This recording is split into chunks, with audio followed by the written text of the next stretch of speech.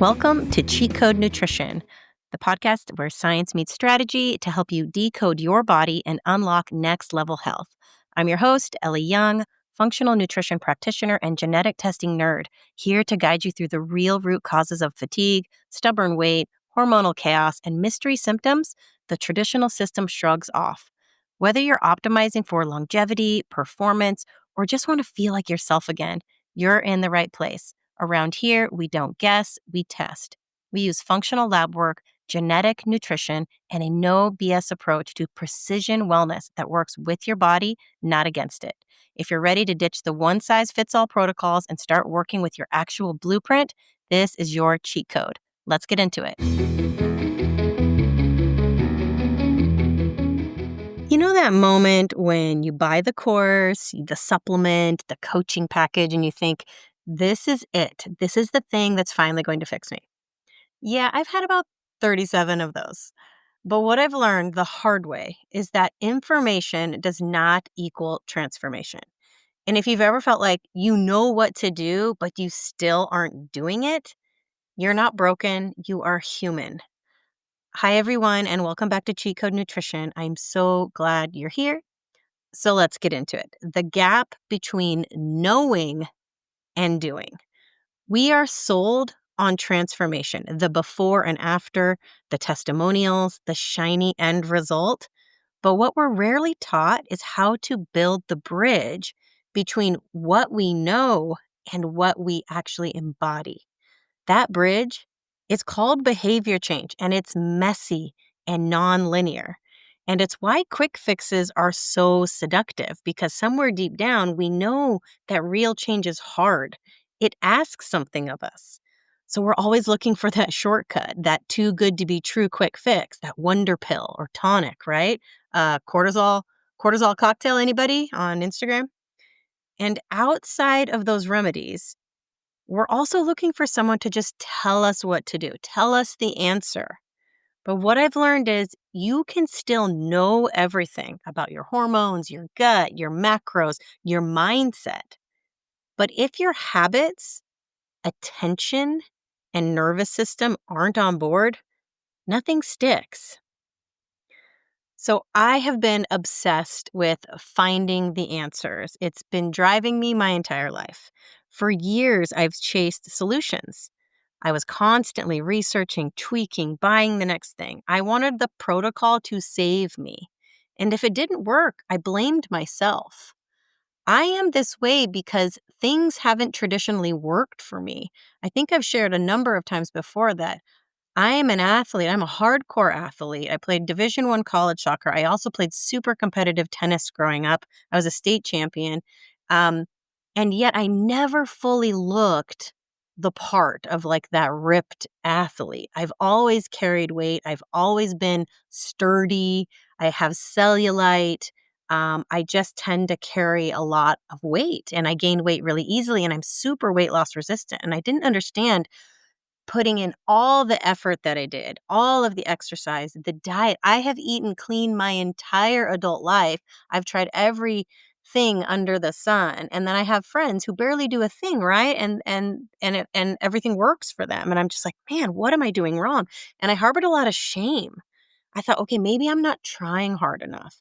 Maybe I'm like the exception to this rule. Maybe my body's just broken. And then of course, if you have partners, right, and husbands and you see what they can do to lose weight and you're like, God, why does everything work so well for them? It's crazy. My husband and I once got in a fight because I was eating seed crackers. I wasn't eating all these number of things, but I was eating seed crackers and I was like, man, why can't I lose weight? Why am I still carrying these pounds? Blah, blah, blah. And he was like, maybe it's the seed crackers. He legitimately was pointing out my seed crackers as my indulgence being too much. And I was just like, motherfucker, like, come on, like, it's a fucking seed cracker. You get it. You know what I mean. Sound familiar? What I eventually realized is that there is no perfect protocol. We are all studies of one, and there is only your process. And your healing is not in someone's download, right? Or someone's protocol. Your healing is in your relationship and your commitment to yourself. So here are three things that I have learned, three lessons, three things that I fall back on when I get down on myself that stuff isn't working. And these things have really helped shift my healing this year. And I know you know number one, I'm going to get right into it, genetic testing. This has changed everything for me. Being in school for integrative and functional nutrition, I learned so many things. There are so many different cool functional labs, and I did them all. I literally did every test on myself just to get familiar with the labs and trying to read them and understand them. But the one that just blew my mind the most and shifted everything was the genetic testing, because suddenly I was not guessing anymore. I wasn't blaming myself for protocols not working. I could literally see in my DNA what my body needed support with. Turns out my PEMT gene sucks at making choline. And choline is super important for methylation, this cycle that I didn't really understand about, but it's foundational to all of my health. Turns out I have genes that keep me super inflamed and I don't handle oxidative stress well. So while I love working out and I love to feel the burn and stuff, my body wasn't recovering from that well. And that chronic inflammation was keeping me chubby. I also have genes that make me store fat more readily, and I have a harder time losing weight. In fact, I was joking with my sister. I sent her a text, a screenshot of my gene report that basically shows in the gene pathways that regulate like energy and metabolism, I have high pro inflammatory fat genes, high appetite genes, and high fat storage genes. Like, what a combo! Awesome. Thanks, mom and dad. It's just, but again, it's like, while these aren't the best genes, like, I'm not stoked that I have these, at least there's an answer. At least there's like, "Oh, yeah, you are genetically kinda, like, got the short end of the stick here." And so, yeah, you might have to it's not necessarily work harder, but you do have to do things specifically a little bit different, and there are very specific things that are better for this type of person. I also have genes that make me more prone to histamine overload, which is essentially tied to migraines that have been plaguing me for the last 5 years. So, what I thought was always like a hormone balance problem and all these different things, it's like, oh, it's actually histamine plus estrogen. And they are specifically tied to two different parts of my cycle when estrogen is peaking and histamine. It's like, oh my gosh. Like, why doesn't everybody know about this? Like, so now I have very specific strategies that I do around histamine overload.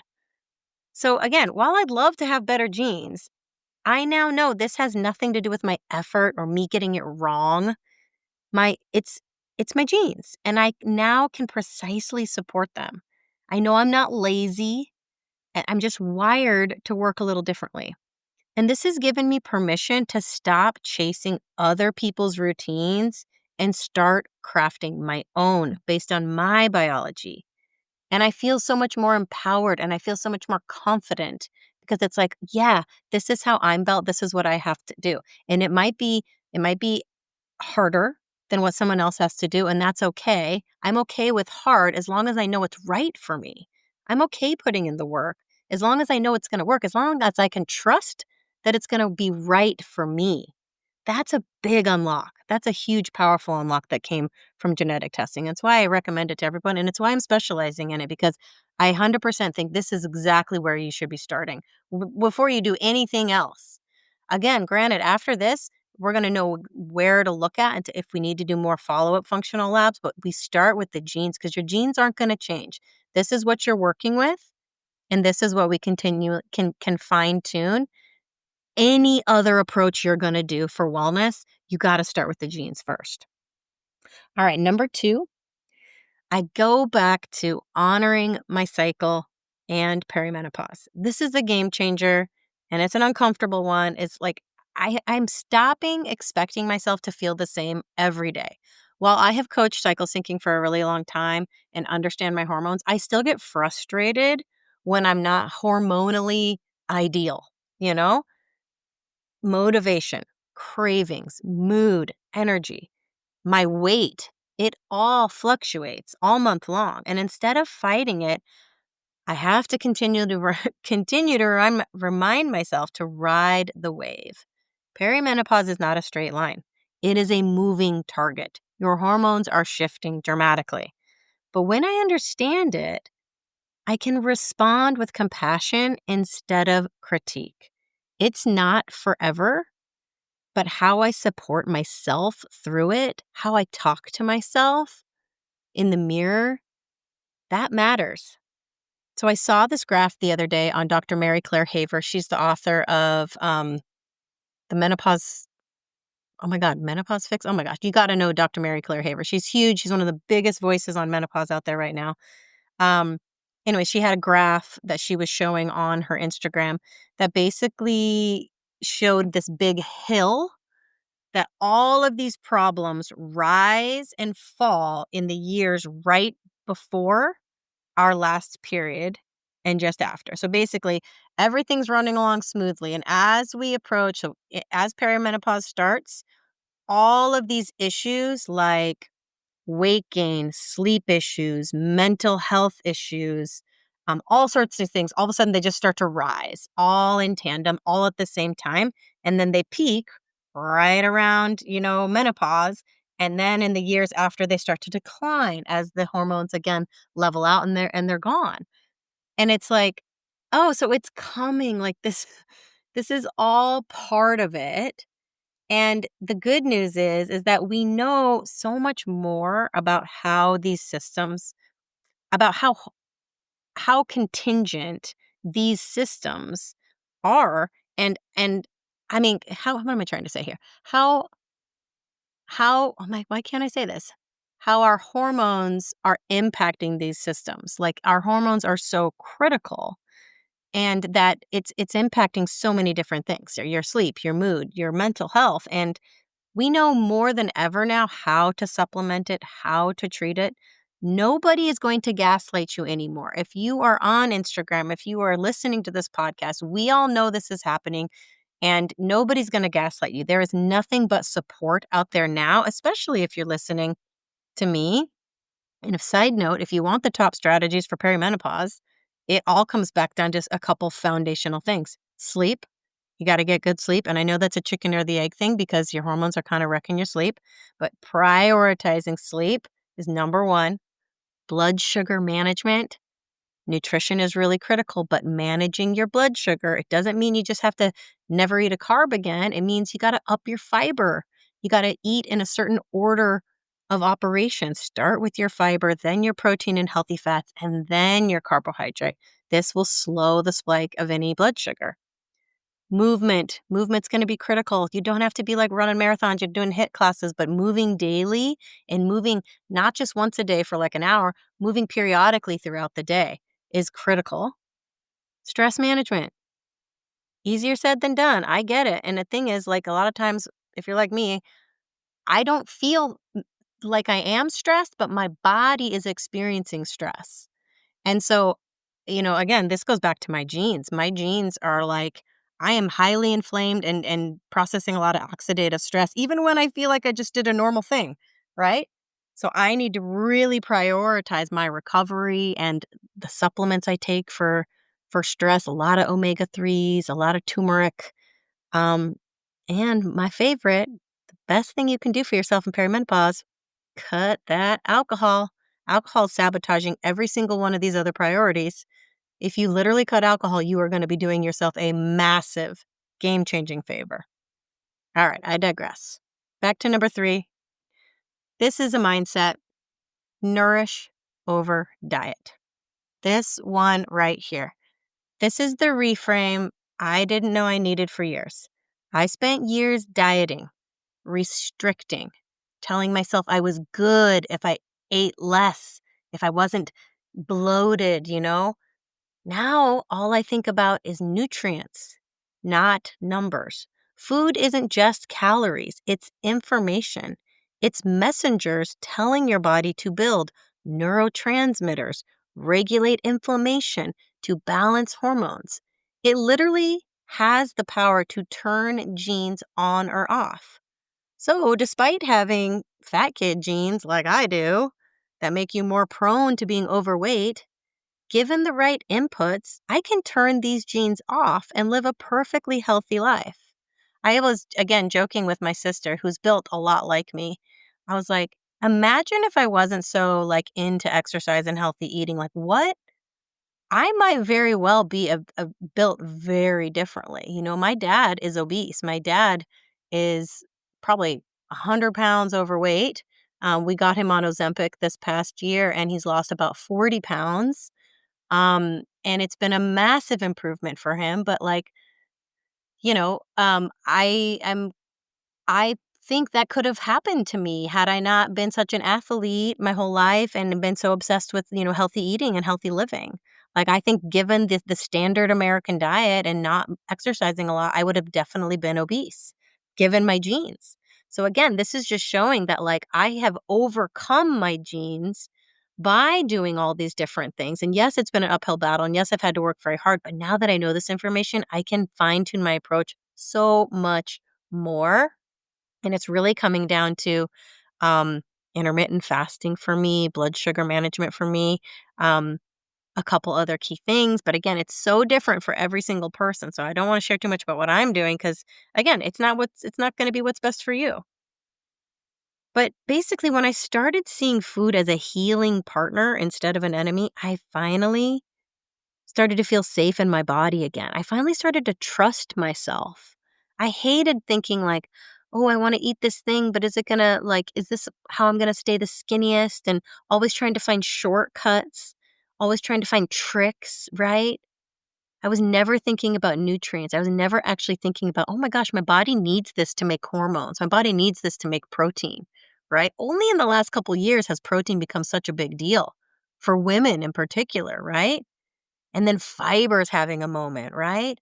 And now hormones, like, thank goodness been this shift where we're so much more in tune with what's going on in our bodies and how to nourish ourselves, right? You can enjoy food. It can be a gift to yourself, to your family, to your friends, right? So look, the information that we are seeking to try to better ourselves, it matters. You do need to know how to do things. You do need to know about your own body and what your body needs best. I live for the nerdy deep dive on this stuff. It's one of my favorite things. But the magic doesn't come from knowing it, it comes from doing it with support. How do you cultivate belief that change is actually possible? How do you not fall back into old patterns when life gets stressful, right? We all do this.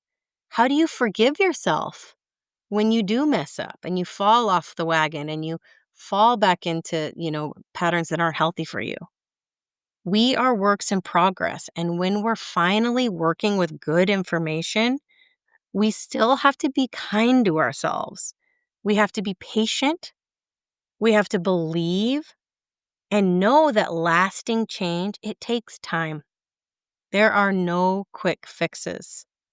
And that's why I'm here. That's why I continue to create things to help you because I am also on this journey. I am chasing this peace within myself too. I want to feel good in my body. I want to feel strong. I want to feel healthy. I want to set a good example for my kids. I want to have a healthy relationship with food and not constantly be struggling with body image, because this isn't just about the information. It's about how you use it. That's why I created my genetic testing and nutrition coaching program. It is the epitome of what I want to pass on to you guys. How to heal your relationship with food, how to support your nervous system, how to understand your unique biology, and how to build a life that actually supports your healing, that doesn't feel like you're missing out, that feels like you are giving yourself the best gift. So if you want to start with the basics and if you just want to dip your toe in and start to understand a little bit more about how your genes are impacting your health, I can DM you my free guide. This is the top 5 genes you need to know to optimize your health. But if you're ready to go one step further, to stop guessing and to start supporting your body for real, comment ready. A comment. Don't comment. We're not on Instagram. I sorry. DM me on Instagram. I guess you can go through Instagram, ready? Or you can email me. I'm at ellie@findmyselffree.com. Oh, by the way, I changed my email. It's not working yet, though. You know what? Never mind. Just go ellie@findmyselffree.com. And I spell Ellie, Elly. You can go to my website. And I have a whole section of free resources to help you guys. There's all sorts of things from gut healing to hormone balancing to breaking up with alcohol. Um, and then, of course, the top 5 genes you need to know to optimize your health. And then you can check out my genetic nutrition program. So just go to my website, find myself free. Oh, that's what I did do. I changed my website. Sorry, I'm all over the place. The website now is mycheatcodenutrition.com. Find Myself Free will also take you to that website. I still have that domain, but I'm trying to change it over to My Cheat Code Nutrition because that's what it feels like. It feels like a cheat code. Even though there are no shortcuts, you do have a code inside your body. And when you work with your own unique alphabet, your own unique code, you're going to know better what to do for you and how you are uniquely built.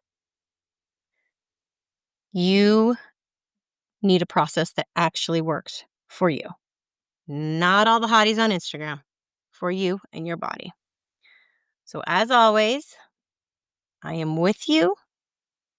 You got this, and I hope you're having a great summer. I'll see you next week.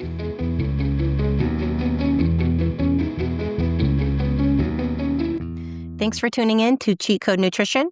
If today's episode sparked some curiosity about what your genes are trying to tell you, grab my free guide, 5 Genes You Should Know to Optimize Your Health. It's linked for you in the show notes. And if you're ready to skip the guesswork and start working with your actual blueprint, check out my genetic nutrition coaching offer, also linked in the show notes.